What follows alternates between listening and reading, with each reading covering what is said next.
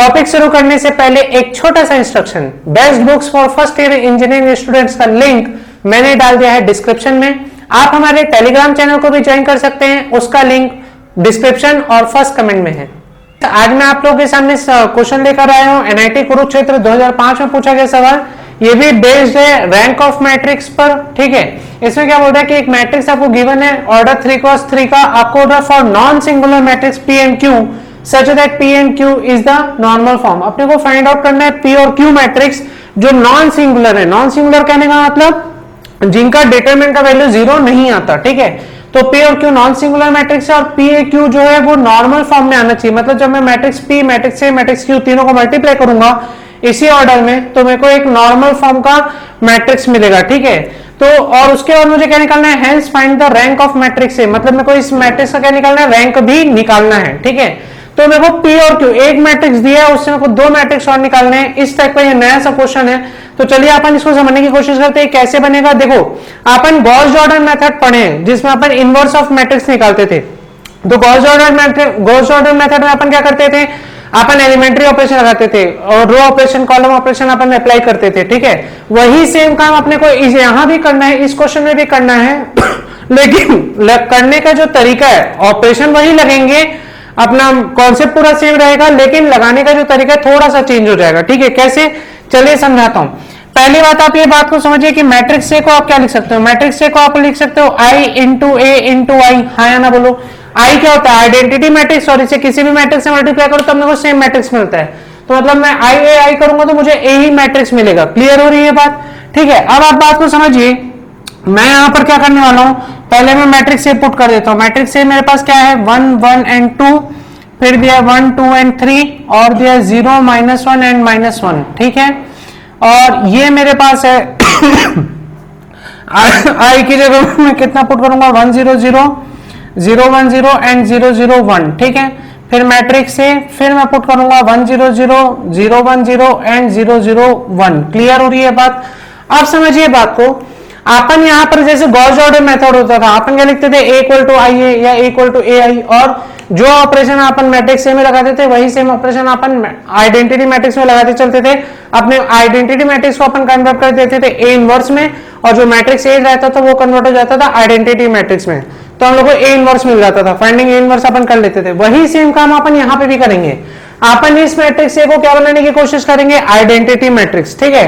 और जो ऑपरेशन अपन यहाँ लगाएंगे वही सेम ऑपरेशन अपन ये 2 मैट्रिक्स में भी अप्लाई करेंगे। लेकिन यहां पर एक चीज होगी कि अपन ये दोनों मैट्रिक्स में सारे ऑपरेशन नहीं लगाएंगे। अपन किसी एक मैट्रिक्स में, या तो ये वाले में या तो ये वाले में, या तो सिर्फ रो ऑपरेशन या तो सिर्फ कॉलम ऑपरेशन लगाएंगे। कहने का मतलब आप इस मैट्रिक्स को सेलेक्ट कर लीजिए कि इसमें सिर्फ रो ऑपरेशन लगाना है, या आप इस मैट्रिक्स को सेलेक्ट कर लीजिए जिसमें सिर्फ कॉलम ऑपरेशन लगाना है, ठीक है। कोई एक डिसाइड कर लीजिए और वही एंड तक चलाना है। अगर आप इसमें रो ऑपरेशन लगाने हैं तो आप हमेशा रो ही लगाएंगे, अगर आप इसमें कॉलम ऑपरेशन लगाना है तो आप इसमें हमेशा कॉलम ही लगाएंगे, मतलब वो चेंज नहीं होगा। बात समझ में आ रही है। अगर मान लीजिए मैं यहाँ पे कॉलम ऑपरेशन डिसाइड कर लिया और बीच में मेरे को कहीं पे रो ऑपरेशन लगाना पड़ा तो ये एज इट इज ही उतर जाएगा, यहां पर सिर्फ रो ऑपरेशन लगेगा। क्लियर हो रही है बातें। अगर नहीं समझ आ रहे तो कोई दिक्कत नहीं है, अभी मैं क्वेश्चन समझाता हूं, आपको सारी चीजें क्लियर हो जाएंगी, ठीक है। तो मैं चलिए स्टार्ट करता हूं क्वेश्चन बनाना, आपको धीरे धीरे समझाता हूं। पहले मैं डिसाइड कर लेता हूं कि भाई इसमें रो ऑपरेशन लगाऊंगा, इसमें कॉलम लगाऊंगा, ठीक है। अब देखो बात को समझो, इसमें कॉलम लगने वाला है, इसमें रो लगने वाला है। तो पहले अपन इसे आइडेंटिटी बनाने के लिए क्या कर सकते हैं, आप सोचिए। अपन इसे 0 बना सकते हैं, इसे 0 बना सकते हैं। तो अपन लिख देते हैं C2 tends to C2 minus C1 and C3 tends to C3 minus 2 C1। ये अप्लाई हो सकता है, चलिए अप्लाई कर देते हैं। तो क्या आंसर आएगा अपने पास, देखो 1 1 0 एज इट इज उतरेगा, 1 -1 हो जाएगा 0, 2 -1 हो जाएगा 1, -1 -0 हो जाएगा -1, 2 - 2 क्या हो जाएगा 0, 3 - 2 कितना हो जाएगा 1, -1 एज इट इज उतर जाएगा। क्लियर हो रही है बात, समझ गए। अब आप बात को समझिए, आप यहां पर देखो मैं डिसाइड किया यहां रो ऑपरेशन लगाना है, तो यहां रो लगाना है, तो यहां पर अभी रो ऑपरेशन लग रहा है क्या, नहीं लग रहा है, मतलब ये मैट्रिक्स एज इट इज उतर जाएगा। क्या उतरेगा 1 0 0 0 1 0 एंड 0 0 1, ये मैट्रिक्स से आएगा। और यहां पर फिर मैं कॉलम ऑपरेशन यही वाला अप्लाई कर दूंगा। क्या अप्लाई करूंगा, ध्यान से समझिए, 1 0 0 एज इट इज उतरेगा, 0 -1 -1 1 -0 1 0 -0 0 0 -2 -2 0 -0 0 और ये 1। समझ में आया कि नहीं आया, ध्यान से देखिए। मैंने डिसाइड कर लिया था मैं इसमें सिर्फ कॉलम ऑपरेशन लगाऊंगा, तो यहाँ जो कॉलम ऑपरेशन लगाया तो सिर्फ इस मैट्रिक्स में लगाया, यहां पर रो ऑपरेशन लगाना है करके इसे एज इट इज ही उतार दिया, यहां पर कॉलम ऑपरेशन अप्लाई नहीं करना है। अब आपको बात समझ में आई, ठीक है। अभी आप ये देखिए कि अभी आप इसमें और क्या कर सकते हैं, अभी अपन इसमें लगा देते हैं रो ऑपरेशन ताकि ये भी जीरो में कन्वर्ट हो जाए। तो अपन क्या लिख देते हैं R2 tends to R2 minus R1, और ऐसा करने से क्या होगा, बात को समझने की कोशिश कीजिए। 1 0 0 एज इट इज उतरेगा, 1 माइनस 1 हो जाएगा 0, 1 माइनस 0 हो जाएगा 1, और 1 माइनस 1 0 हो जाएगा 1। ये एज इट इज उतर जाएगा 0 माइनस 1 एंड माइनस 1। क्लियर है। अब देखिए यहां पर रो ऑपरेशन लगाना था तो यहां पर रो ऑपरेशन अप्लाई कर दीजिए। ये हो जाएगा 1 0 0 0 माइनस 1 माइनस 1 आ जाएगा, 1 माइनस 0 1 आ जाएगा, 0 ये 0 आ जाएगा, और ये तीनों एज इट इज उतर जाएगा 0 0 एंड 1। क्लियर हो रही है बात, ठीक है।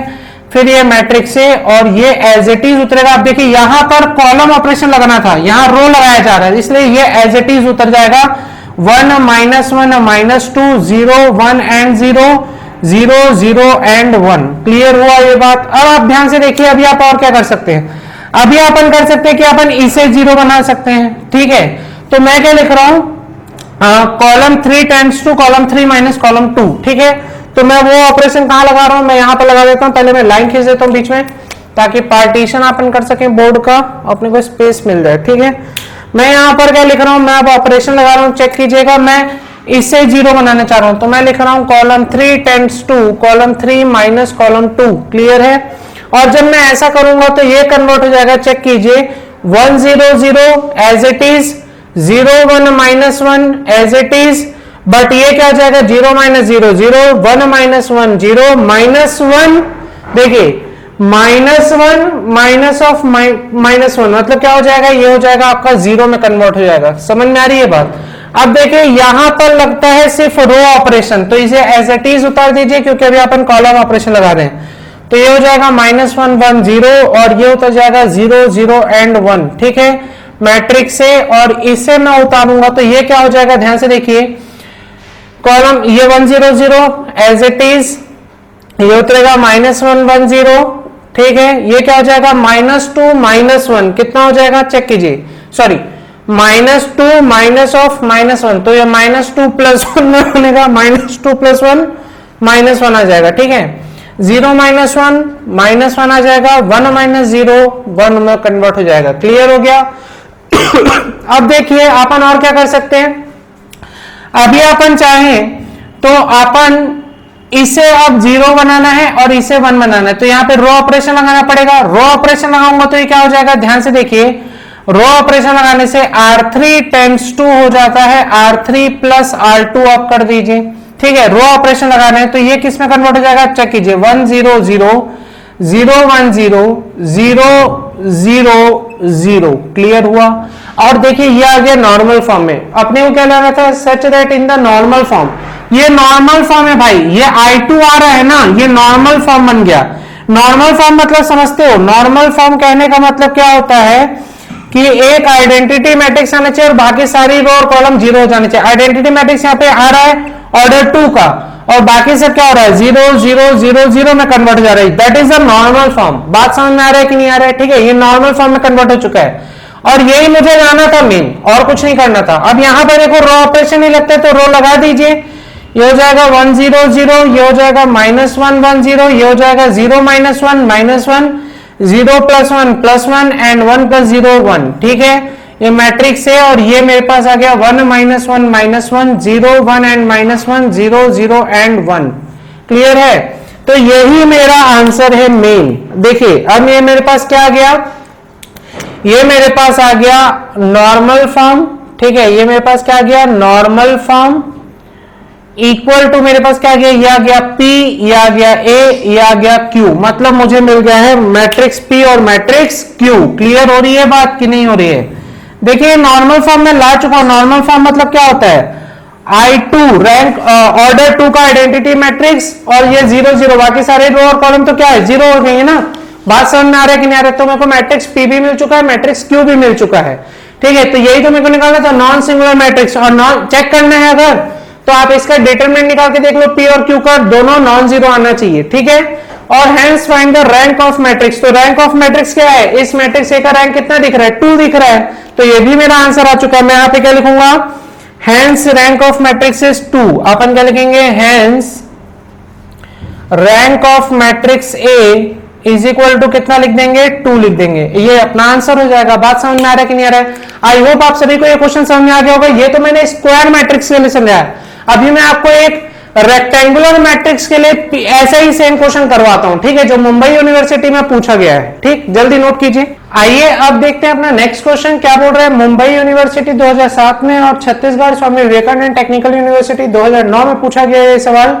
आपको यहां पर देखिए, मैं ये सेम क्वेश्चन क्यों उठाया, सेम नहीं बोलना चाहिए, इससे पहले वाला जो मैंने क्वेश्चन करवाया वो स्क्वायर मैट्रिक्स था, ठीक है, उसमें आप पी क्यू सबका ऑर्डर सेम ले रहे थे, लेकिन यहां पर आ गया आपके पास रेक्टेंगुलर मैट्रिक्स।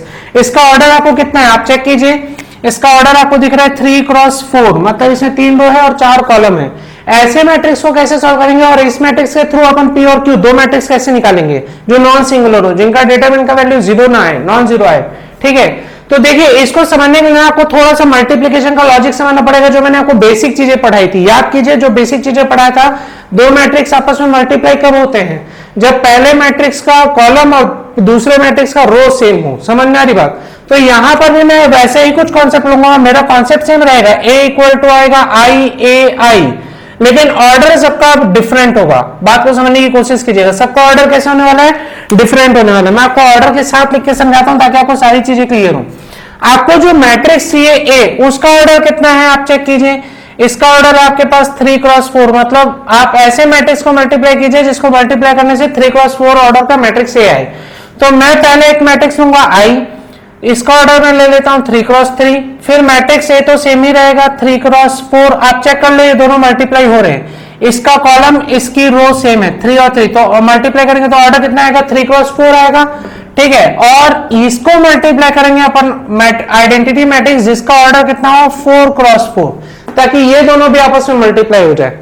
आप चेक कर लो, इसका कॉलम इसकी रो सेम है, 4 4 सेम है, तो 3x4 का ही मैट्रिक्स आएगा, मतलब सबका ऑर्डर ऐसा होना चाहिए। समझ में आ रही बात? अब मेरे को इसी को लेके चलना पड़ेगा, ठीक है। तो मैं पहले मैट्रिक्स ए को लिख लेता हूं, मेरा कॉन्सेप्ट पूरा सेम है। मैट्रिक्स को मैं लिख लेता हूं 1 2 3 4, और यहां पर लिख लेता हूं 2 1 4 3, यहां पे लिख लेता हूं 3 0 5 -10, और यहां पर आइडेंटिटी मैट्रिक्स 3x3 का चाहिए तो 1 0 0 0 1 0 0 0 एंड 1, क्लियर। और ये मैट्रिक्स ए को एज इट इज रहने देते और आई को लिख देते 4x4 का चाहिए, देखो 1 0 0 0 0 1 0 0 0 0 1 0 0 0 0 1, ऐसा मैट्रिक्स आएगा। क्लियर हो रही है बात? अब आप बात को समझिए, अपन क्या बोले, फिक्स कर लेते हैं, इसमें रो ऑपरेशन लगाएंगे, इसमें कॉलम ऑपरेशन लगाएंगे, ये फिक्स हो गया, ठीक है, इसमें रो इसमें कॉलम, है ना। तो पहले इसे अपन आइडेंटिटी बनाने की कोशिश करते हैं। तो देखिए, ये 3 आराम से 0 हो रहे हैं, तो बना देते हैं। अपन यहाँ पे क्या लिख देते हैं, अपन लिख देते हैं कॉलम 2 टेंड्स टू, क्या लिखेंगे, column 2 interchange with column 2 -2 C1, column 3 को इंटरचेंज कर देते हैं, कॉलम 3 -3 C1, कॉलम 4 को इंटरचेंज कर देते हैं, कैसे, कॉलम 4 -4 C1 से। क्लियर हो रही है बात? समझ गए क्या? तो देखिए, इससे क्या फायदा होगा आप चेक कर लीजिए। यहां पर क्या मैट्रिक्स मिलेगा मेरे को, 1 2 3, और देखिए 2 -2 हो गया 0, 1 -4 हो गया -3, 0 -6 हो गया -6। क्लियर है? 3 -3 हो गया 0, 4 -6 कितना हो जाएगा, -2, 5 -9 कितना हो जाएगा, 5 -9 हो जाएगा -4। क्लियर है? ठीक है। फिर देखिए 4 -4 हो जाएगा 0, 3 -8 हो जाएगा -5, -10 -12 हो जाएगा -22। क्लियर हो रही है बात? देख लीजिए, 3 -4 2 से 8 होता है, 3 -8 हो जाएगा -5, और ये 4 से मल्टीप्लाई करूंगा तो कितना हो जाएगा, 4 3 12 हो जाता है ना। तो -10 -12 कितना हो जाएगा, -22। क्लियर है? ये मैट्रिक्स आया मेरे पास। क्लियर? अब आप बात को समझिए, यहां पर रो ऑपरेशन लगाना है तो ये मैट्रिक्स एज इट इज उतरेगा 1 0 0 0 1 0 एंड 0 0 1। यहां पर कॉलम ऑपरेशन अपन लगाते हैं तो लगा देंगे, तो लगाएंगे तो क्या फायदा मिलेगा, देखिए ये उतरेगा 1 0 0 0 सेम, C2 -2 C1, 0 -2 आ जाएगा, 1 माइनस 0 ये 1 ही उतरेगा, ये तो 0, ये भी 0, ठीक है। फिर C3 माइनस 3C1 तो ये कितना हो जाएगा, -3 उतरेगा, ये 0 आएगा, ये 1 आएगा, ये 0 आएगा।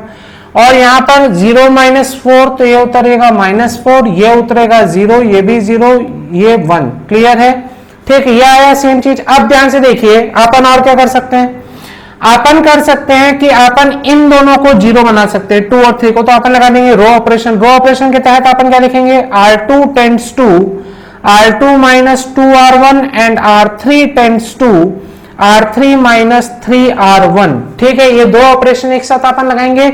उसके लिए मुझे करना पड़ेगा ऊपर वाले को रफ। आप लोग पहले नोट डाउन कर लेंगे, इतना चीज मैं रफ करने वाला हूं, ठीक है। वीडियो पॉज करके नोट कर लेंगे। मैं ये ऑपरेशन लगाऊंगा यहां पर, ठीक है। मैं इसे मिटा देता हूं, आप बात को समझने की कोशिश करते जाइएगा, ठीक है। पहले समझ लीजिए सारी चीजों को। अब देखें यहां पर जब अपन ऑपरेशन लगाएंगे तब क्या मिलेगा अपने को, मैं यहां पर लिखता हूं R2 माइनस 2R1। पहले अपन इसको उतार लेते हैं, अपने पास आ रहा है 1 0 0 0, ठीक है। R2 माइनस 2R1, 2 माइनस 2 कितना हो गया 0, ये कितना हो जाएगा -3 सेम रहेगा, ये उतरेगा -2, ये उतरेगा -5, 3 माइनस 3 हो जाएगा 0, ये उतरेगा -6, ये उतरेगा -4, ये उतरेगा -22। क्लियर हुआ। अब बात को समझिए, यहां पर क्या होगा, यहां रो ऑपरेशन लगना है तो लगा दीजिए। ये उतरेगा 1 0 0, 0 माइनस 2 उतर जाएगा -2, 1 और ये भी 0। क्लियर है। फिर यहां पर क्या होगा चेक कर लीजिए, 0 माइनस 3 तो ये उतरेगा -3, ये उतरेगा 0, ये उतरेगा 1, ठीक है। और ये कॉलम ऑपरेशन यहां पे लगता है तो ये सारी चीजें सेम उतरेंगी, मतलब 1 -2 -3 -4, ये उतर रहा है आपके पास 0 1 0 0, ये उतर रहा है आपके पास 0 0 1 एंड 0, ये उतर रहा है आपके पास 0 0 0 एंड 1। क्लियर है, ठीक। अब आप बात को समझिए, अपन फिर से यहां पर क्या लगाने वाले हैं, कॉलम ऑपरेशन। पहले मैं नीचे का रफ करूंगा, आप लोग नोट कर लेंगे, है ना। देखिए मेरा काम है रिड्यूस करना नॉर्मल फॉर्म तक। नॉर्मल फॉर्म आपको समझा चुका हूं कि एक आइडेंटिटी मैट्रिक्स आना चाहिए, बाकी सब रो और कॉलम 0 हो जाना चाहिए। तो यहां पर देखिए मैं इसे -3 से डिवाइड कर पा रहा हूं, इसे -2 से डिवाइड कर पा रहा हूं, तो कर देता हूं।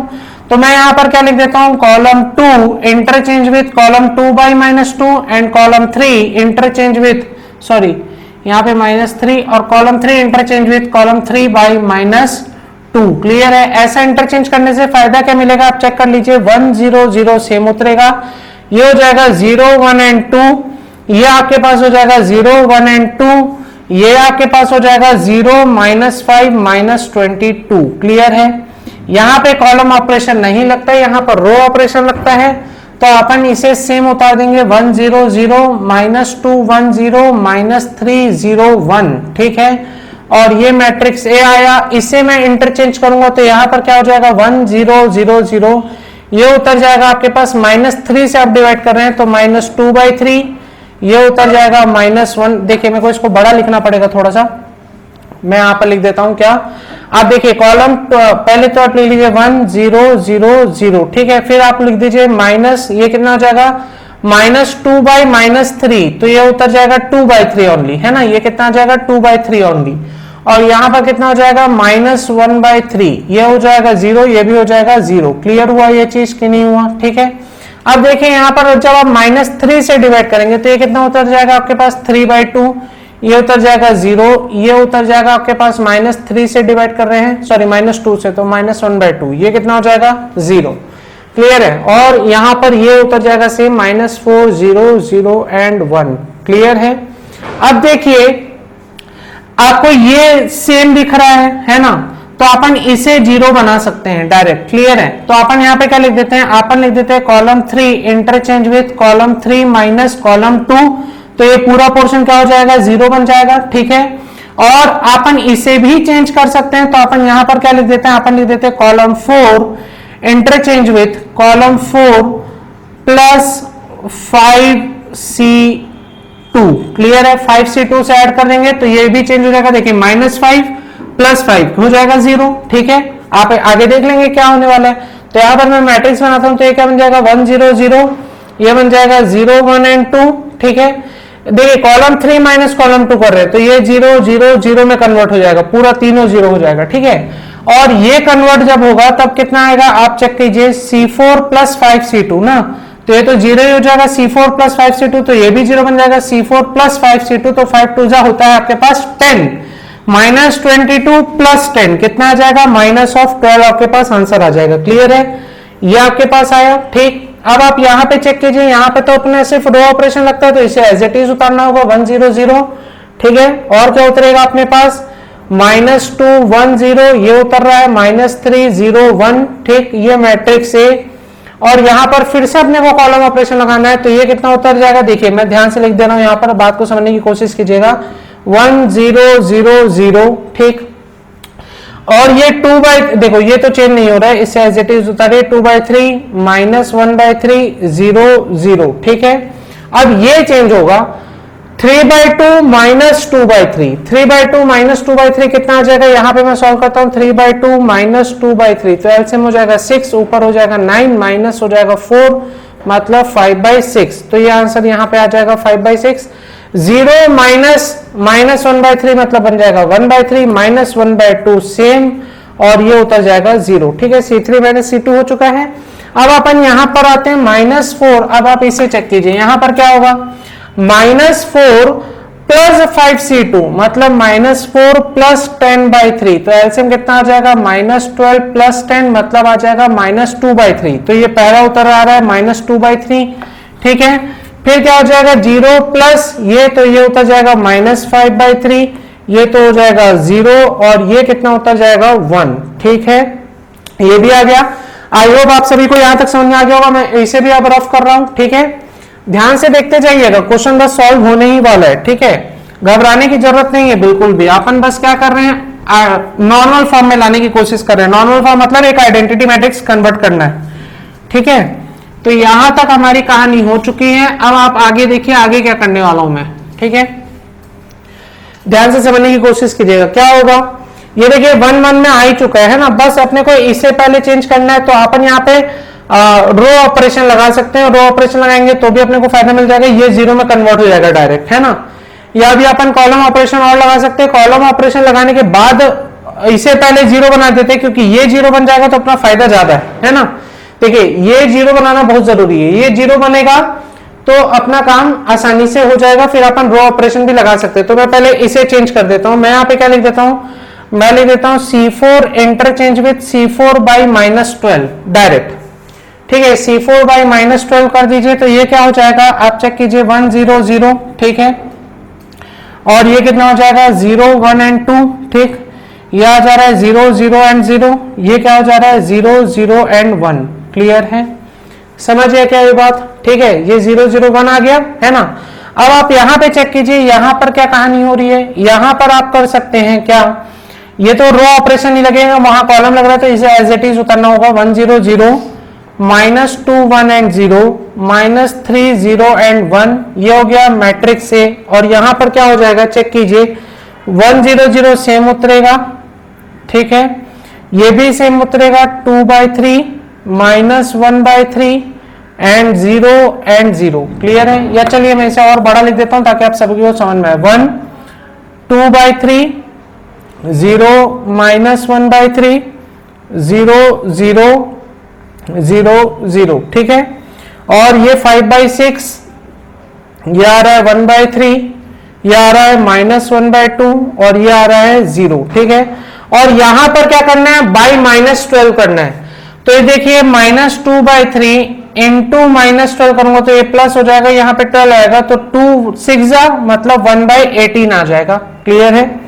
और 5/3 अगर यहाँ पे रखूं तो ये तो 5 हो जा रहा है, 5/3 इंटू 12 करूंगे तो कितना हो जाएगा, ये बन जाएगा 5/36, है ना। तो यहाँ पे आ जाएगा 5/36 और ये 0 तो 0 ही आएगा और ये 1/12 बन जाएगा, -1/12। क्लियर है, ये भी कन्वर्ट हो गया, है ना।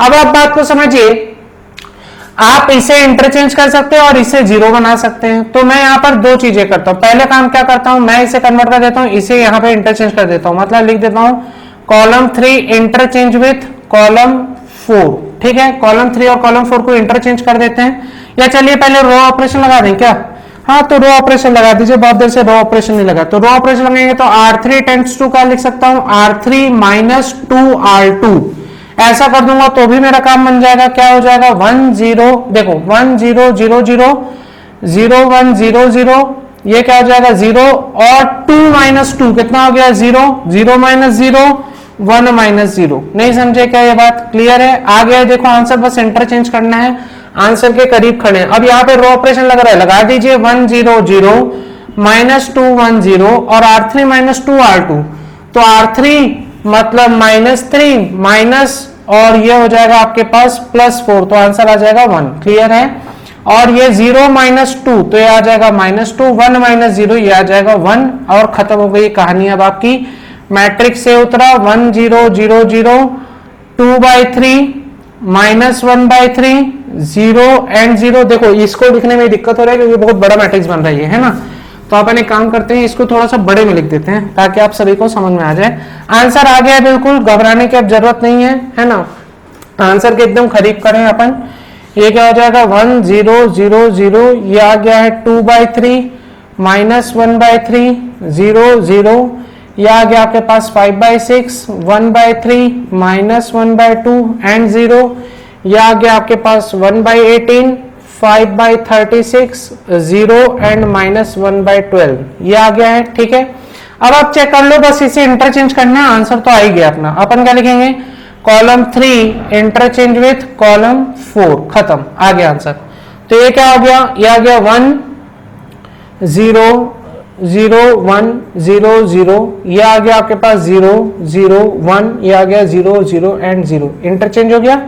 ये रो ऑपरेशन वाला है तो ये सेम उतरेगा 1 0 0 -2 1 0 एंड 1 1, उसके बाद क्या है -2 एंड 1, और ये हो गया मैट्रिक्स से, ये भी इंटरचेंज हो जाएगा। ये थोड़ा बड़ा बनता है तो बड़ा लिख देते हैं 1 0 0 0, ये आ जाएगा आपके पास 2/3 -1/3 0 0, फिर ये आ जाएगा आपके पास 5 नहीं, ये इंटरचेंज होगा आजू बाजू, तो ये कितना आ जाएगा 1/18, ये आ जाएगा 5/36, ये आ जाएगा 0, ये आ जाएगा -1/12, और ये कितना हो जाएगा, ये हो जाएगा 5/6 1/3 -1/2 एंड 0। क्लियर है ये बात? आई होप आप सभी को सामने आ गया होगा। देखिए ये कन्वर्ट हो चुका है, ये रैंक 3 आ गया ना भाई, इस मैट्रिक्स का रैंक कितना आ गया 3 आ गया, क्योंकि I3 मिल रहा है आपको, I3 मिल रहा है, ये आपको मिल रहा है P, ये मिल रहा है आपको Q। क्लियर है? P A Q के फॉर्मेट में आ चुका है। तो मैं चलिए ऊपर का रफ कर देता हूँ, आई होप आप सभी लोग नोट करने होंगे इसे।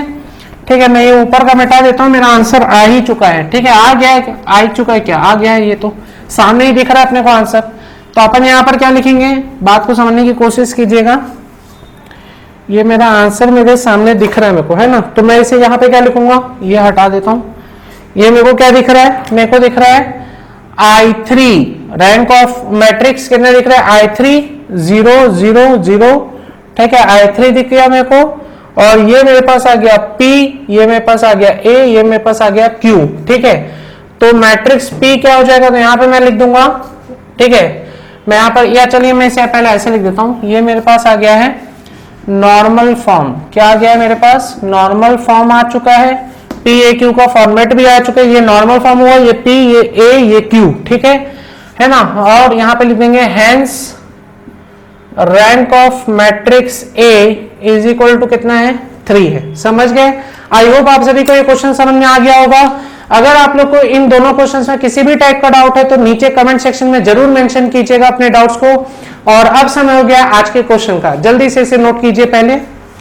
तो ये रहा आज का homework question. Consider the matrix X जिसका ऑर्डर दिया 4x3, Y जिसका ऑर्डर दिया 4x3 एंड मैट्रिक्स P जिसका ऑर्डर है 2x3। आपसे पूछा द ऑर्डर ऑफ मैट्रिक्स, ये फॉलोइंग मैट्रिक्स आपको दिया, इसका ऑर्डर क्या होगा आपको फाइंड आउट करके बताना है। ठीक है, क्योंकि आज का जो मैंने क्वेश्चन करवाया वो भी ऑर्डर बेस्ड ही था, थोड़ा सा कॉन्सेप्चुअल क्वेश्चन बना था, इसीलिए मैंने आपको ये आज ऑर्डर से रिलेटेड होमवर्क दिया है। तो इसे सॉल्यूशन करके मुझे बताइएगा कमेंट सेक्शन में कि क्या आंसर आया। ठीक है, और कमेंट बिल्कुल कीजिएगा ताकि मुझे भी पता चले आप लोग पूरे वीडियो देख रहे हैं कि नहीं देख रहे हैं, इससे मुझे मोटिवेशन मिलता है और मैं आप लोग के लिए और अच्छे वीडियोस बना सकता हूं। Thank you very much for watching this video. Please like this video and share with your friends.